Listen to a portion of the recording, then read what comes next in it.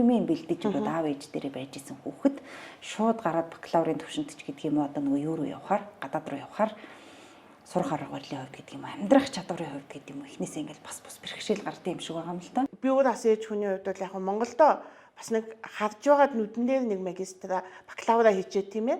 Тэгчээд нэг 20 гарцсан хүүхэд чинь бас өчтэй болчихно шүү дээ. Тэгээд гадагшаа магистрт явбал бас зүгээр болов гэж би хувьдаа боддیں۔ Тийм сонголт хийж байгаа эцэгчүүд бас байдаг. Яагаад гэвэл нэгдүгээр бас нэг анги мангийн өсөлтснээс болоод нэг 18 ч бас хүрэхгүй 12 дугаар ангиа төгсөж чинь тийм. Тэгээд нөгөө таны хэлээр бас дөнгөжл өчигдөх нь л ингээл хоолндоо бэлтүүлээд лээжсэн чинь гів гинтгийн ундаа сайн болчихоо тийм ээ. Тэгэхээр бас тэр хугацаанд нэг дасан зохицох хугацаа байна. Яг эцэгчүүдэд би яг найз нөхдөд зөвлөдөө ингээд яг бид нар бас нэг муу соргодгүй шүү дээ тий. Энд нь байлгаж агаад нэг мэрэгжлийн суурь тавьж өгч дөрөө олоод тийм ээ. Тэгчээд явал бас ядгийн тий гэж бол зөвлөдөө. Гэхдээ мэдээч хэрэг эцэгчүүдийн өөрийн сонголт штэ нөгөө мөнгөтэй онлоонгаа эднүүлээгаа эднүү гэхчээ тий. Өөрийн мөнгө бол хамаалга. Гэхдээ энд ийм асуудлууд байгаа. Монголдо хийж чаддаг мохор алгааны хагалгаа, Монголын мэс тасалж хийждэг мохор алгааны хагалгааг гадагшаа явж хийлгэх нь хувь хүний сонголт байж болох ч гэсэн эн чинь нэг талаар нөгөө үндэсний үйлдвэрлэл гэдэг шиг юм болоод байна шүү дээ. Мөнгө авчулдах асуудал байна шүү дээ, тийм үстэй тийм. Нөгөө талаас болж игэл одоо мөнгө татах асуудал байна шүү дээ. Энэ дээр нөгөө боловсрал эрүүл мэндийн салбарыг ялгаагүйгээр ийм нэг үйлдвэрлэгч гэдэг утгыг нь нэг тоодгүй юм шиг байгаа юм л да. Ялгаагүй үндэсний үйлдвэрлэгч байхгүй үг нь бол тэгэхээр хоёул мэдээж нөгөө нэг төрийн дэмжлэг бодлого хаашаа чиглэх вэ гэдэг бол бас эргэж бодох тий. Эргээд эх орон руугаа гадны оюутан татах гэдэг бас нэг юм шин сайхан өнцөг. Энэ дээр бол миний хамгийн гол санаа зовдөг, санаа тавьдаг бас хүмүүст хамгийн гол нь төр засгийн одоо шийдвэр гаргах төвшөнд хүргэе гэж боддог юм бол бакалаврын түвшний одоо сургалтуудад төсвийн мөнгөөр тийм ээ одоо тэтгэлэг олгохоор болмоор байгаа юм. Эхний ээлжинд. Яагаад гэвэл Монгол Улсын их сургууль 1942 онд байгуулагдсан тийм ээ. Монгол Улсын дээд боловсролын түүх бол 80 гаруй жилийн түүх байна. За ингээд Монгол Улсын их сургууль, шинжилгээ ухааны технологийн их сургууль, анагаахын шинжилгээ ухааны үндэсний их сургууль гэх тийм ээ. За Монгол Улсын боловсролын их сургууль энд ажиллаж байгаа багш нарын чансааны хувьд бол бакалаврын түвшинд өчиргүй гологдчихоор биш гэж би одоо дотор нь ажилладаг хүний хувьд бол бардам хэлж чадхаар байна. Ерөнхийдөө бол мэдээч хэрэг одоо гадны сургуулиуд бол гадаадын оюутан авах хүсэл бол байж таарна тийм ээ. Тэр бол нэгдүгээр бизнес байна тийм ээ. Энд чинь төлбөр мөнгөний асуудал байна. Хоёрдугаарт мэдээч хэрэг тэр одоо чансаагаа үнэлүүлэх, чансаагаа одоо дээшлүүлэх асуудал байна тийм ээ. Тэгээд ирэхээр ерөнхийдөө энийг бас нэг талаас нь бизнес гэж харах хэрэгтэй. Тэгвэл Монгол улсын төр юм бол тэгээд гадны бизнесийг дэмждэг бодлоготой байх юм уу? Эсвэргээр бид нэр одоо Монгол улсынхаа сургуулиудад гадны за одоо ядчил одоо хөрш орнуудынхаа тийм ээ эсвэл одоо Монгол товхтны хүүхдүүдийн ч гэдэг юм уу тэтгэлгийг эсвэргээр гадны хүүхдүүдэд Монголдо сурвал бас ол тэтгэлэг олгох зам бас байж болно шүү дээ тийм ээ Монгол хэлээ сургаад. Тэгэхээр энэ дээр болвол бакалаврын түвшинд нэг их муу сургаад байгаа юм бол байхгүй. Яг уу давуу тал байж таарна ягаад гэхээр одоо яг уу англи хэлмээр сурцсан байж болно л да хөхөд. Гэхдээ хүний өөрийнх нь бодож сэтгэдэг дотоод хэл төрлөх хэл гэж байдаг. Тэгэхээр энэ төрлөх хэлээр нь одоо шинжилгээ ухааны технологийн нарийн мэдлгүүдийг олгох гэдэг бол бас давуу тал шүү дээ. Яг мөнгөөр илэрхийлэгдэх хэмжээнд гэвэл өнөөдрийн энэ тогтоогоод байгаа төлбөрүүдийн хэмжээ хувь гэдэг юм уу танд ер нь яг ямар санагддаг вэ? Ялангуяа дээд боловсрол руу буулгаад ирэхээр. Их сургууль чинь бол албатан биш шүү дээ. Чи сайн дураараа шүү. Тэгэхээр энэ дээр бол төлбөртэй таалагдахгүй төлж явах албагүй байхгүй юу? Ер нь хүүхдийн сургуульд оруулах албагүй шүү. Сайн дураараа чи 18 татаа сурж болно. Мөнгө олж гаад 28 татаа сурж болно. Амьдрал үзчихээ 38 татаа сурж болно. Хамаг хүүхд мөхтэй өсгчөөд амарчлаа ингээд 48 татаа сурж болно тийм үү? Тэгэхээр энэ дээр бол төлбөрийн хувьд бол уг нь их сургууль нь өрөөл мэддэг юм байна байхгүй. Хэдий төлбөр төлхийн те. Их сургуулийн төлбөр өндөр байна гэдэг маргаан бол нийгэмд утгагүй асуудал юм шиг санагддаг. Яг л тэр чинь албатай биш. За дээрэс нь нөгөө нэг одоо багшийн мэрэгчлэр жишээлбэл төлбөргүй байна. совилогч төлбөргүй болсон гэж сонссон. Угаасаа цэрэг цагдаа нөгөө хүчний байгууллагад сургадаг чинь нөгөө дараа нь төрдөө зүтгүүлдэг учраас төлбөргүй яг төрөн төлж байгаа шүү дээ. Төрөн төлбөрийн төлөё гэж байгаа мэрэгчлүүд рүү орж сурах эрх бол нээлттэй байгаа. Бүр төлбөр нь их бага битгий л огт төлбөргүй тийм ээ. Заавал бизнесийн сургуульд бизнес сургууль чинь бизнестэй ер нь бизнесийн заавал сургууль, бизнесийн ангид ч юм уу тийм ээ. Одоо заавал бага төлбөрөөр сургана гэдэг нь бол бас ерөнхийдөө эсвэл хуульч угаасаа дандаа аль ч оронд өндөр төлбөртэй сургууль байдаг шүү дээ. Үгүй би хуулийн сургуульд амар бага төлбөрөөр сургана гэдэг нь бол ер нь утга учиргүй энийг авчилцахгүй байж болох тийм ээ. Төр засаг маань энэ төрлийн маргааныг бол авчилцахгүй байж болох. За тэгээ инженерийн мэрэгчлүүд энэ төр гараад бизнес олдог мэрэгчлүүд уул уурхай энэ төр бол заавал бага төлбөр төлж байгаа сургана гэх юу ах вэ? Энэ дээр харин зүгээр уул уурхай маань өөрөө захиалж сургадаг. Эрчим хүч маань өөрөө мэрэгчлэтнүүдэд төлбөрийн төлөө захиалж сургадаг. Төлбөр их бага байх дээрээ биш төлбөрийн хэн төлөх үү гэдэг асуудал шүү дээ. Төрийн төлөөд төлдөө ажилуулдаг. Уурхай төлчөөд манайд ажиллана шүү. Банк төлчөөд манайд ажиллана шүү. Байж бол тэтгэлгүүдийн зарчим тэтгэлгийн зарчим. Тэгвэл эцэгхэн төлчөөд миний хүүхэд ураараа явна шүү болно шүү дээ. Тийм?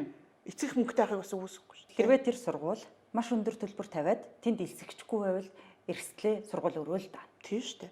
Угаасаа нөгөө талхч бай, сургалтын төлбөрч бай, юу яж чаддгүй байхгүй юу? Нэг талын хүсэл байж чаддгүй байхгүй юу? Одоо эн чинь угаасаа нөгөө үн тогтдог тэнцвэрийн хууль шүү дээ. Угаасаа эдийн засгийн хууль байхгүй юм чинь.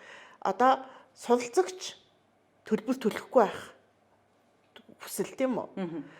За эзэн төр бол нэг хязгааргүй өндөр төлбөр тавих хүсэлтэй гэж бодъё л да яг хөө тийм ээ.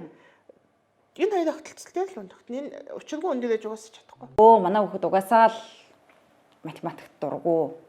Угаасаа л ийм урлаг орон сайхан нийтийн арга хэмжээгээд явж яадаг хүүхдээ гэл ингээл ам дамжаал бас ярьж идэг.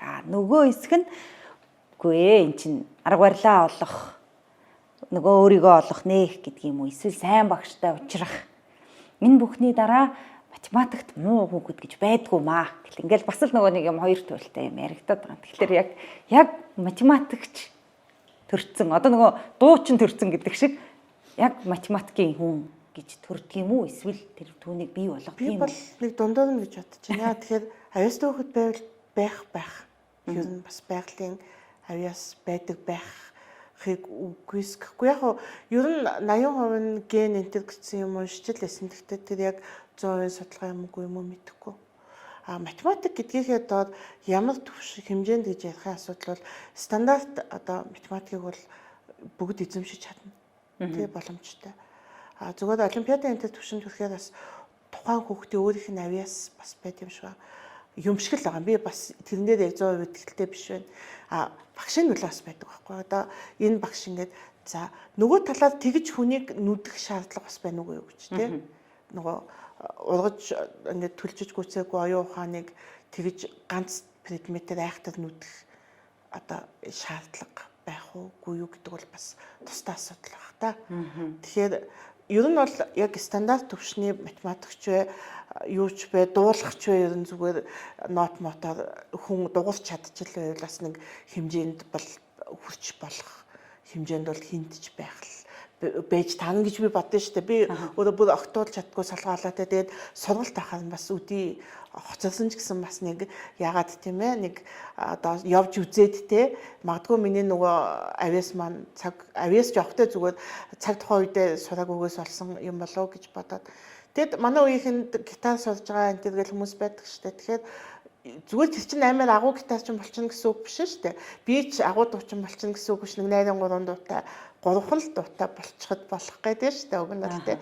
Тэр шиг нөгөө математик нь өөрөө байгалийн болоо техникийн ухааны суурь юм болохоор яг стандарт төвшөнд бол хүүхэд болгонд эзэмшиж болох хэвээр. Яг бол тэр стандарт юм чинь. Энэ стандарт төвшөнд угаасаа бүгдийг эзэмшүүлж чадах хэрэгтэй байхгүй юу? Чадах ч ёстой, хүүхдэд сурч чадах ёстой. Сургуульч одоо тэрийг чадах хэрэгтэй байхгүй юу? Сургах ёстой байхгүй юу? Нөгөө дараагийн төвшөндөө нөгөө нэг дараагийнхаа шатны мэдлэгийг олж авах хэрэгтэй шүү дээ тий. Тэр утгаараа бол тэр төвшөнд бол нэг чаддаггүй хөхт гэж бол байхгүй хаа.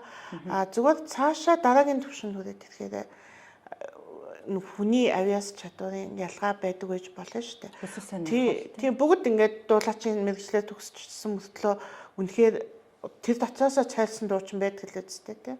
Тэгэхээр энд бол математикч гэсэн бас үнэхээр авиастай домог болж яригдсан хүмүүс байдаг шүү дээ. Гэхдээ би бол зүгээр стандарт хэвийн хүн болохоор нөгөө гоц байхын сайн муу талыг би бол биеэрээ мэдэхгүй шүү дээ. Зүгээр хөндлөнгөө сараад байдгийм болов гэж бас боддог. Гэхдээ энэ бол өөр төвшний асуудал тийм ээ. Боловсролынч гэсэн нөгөө дундаж төвшин нь гайгүй байх тухай л ярина уу гэхээс биш нэг учиргүй сайн мэдээч нөгөө ингээд дунд зэргийн байх чинь муу биш штэ гэж хэлээд хүмүүс дургуйцаад байгаа юм л да. Хүн дунд зэргийн байх дургүй байгаа даа штэ. Уг нь бол одоо магадлалын бүр хуулиар 65% нь дунд төвшөндөө байдаг байхгүй. Дунд зэргийн өндөртэй, дунд зэргийн жинтэй, дунд зэргийн юутай байх чинь хэвийн байхгүй. Тэм учраас тэр татгалтыг хэвийн татгалт гэдэг байхгүй. Хэвийн татгалт байхгүй гэж чинь.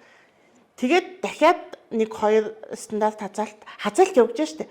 Хазаалт муу тишиг хазаалт, сайн тишиг хазаалт. Үгүй муу сайн ч явах үү. Одоо намхан тишиг хазаалт, 2 тишиг хазаалт. Тэгээд 3 явны дараа бол энэ чинь хэвийн биш гэж хэлдэг штэ. Тэг хэвийн биш учраас сайн биш шүү дээ ер нь. Тэгэхээр ерөөсөө хамаг хэвийн бишүүдээ одоо цэцэрлэгийн багш болохыг хамаг хэвийн бишүүдээ тонцгойлын багш болохыг гэж яриад байж болохгүй шүү дээ. Хамгийн сайныг гэж ярьдаг чинь тэр байхгүй юу? Ерөнхийдөө хамгийн сайн чинь жоохон хэвийн биш тал руугаа явж байгаа шүү дээ. Үгүй шүү дээ. Энэ чинь дунд хэсгээс л бид нар нийгмийнхээ массыг бүрдүүлнэ шүү дээ. Энэ дунд хэсгийнхээ дунджийг л дундаж төвшингээл алдахгүй сайжруулах асуудал шүү дээ тийм ээ. Тэрнээс биш ингээд математикт бүр айхтар авиастай хүнийг цэцэрлэгийн багш болгож яах юм болохгүй шүү дээ. Тэр чинь дээрээс нь тэр математиктаар сайн болохоос зан авирын доголдолтой байх уу тийм ээ. Тэгээд хэвийн бишүүд тийм олон биш. Тийм олон биш. Угаасаа нөгөө татгалтын хуулиар олон биш байхгүй юу? Тэгэхээр үгүй манай хүүхд хэвийн бишт нь олох хэрэгтэй гэж зүтгээд иж болохгүй шүү дээ. Танаа хүүхд чинь дунд зэргийн байна зүгээрээ гэхэргүй дунд зэргийн байлгамааргүй байна гэх. Тэр бас тийм шүү дээ тий. Гэхдээ яг тийм үзэгдэл байгаа тий. Одоо нөгөө ерөөсө хүүхдээ л хэвийн биш л болгочих гал үзээд байгаа байхгүй тий. Тэгэхээр нөгөө бүгд тэгэхээр нэг сайн тал байгаа. Нөгөө дундч чинь бас зөөгдөн шүү дээ. Нөгөө дундч чинь өсчиж болох байхгүй юу?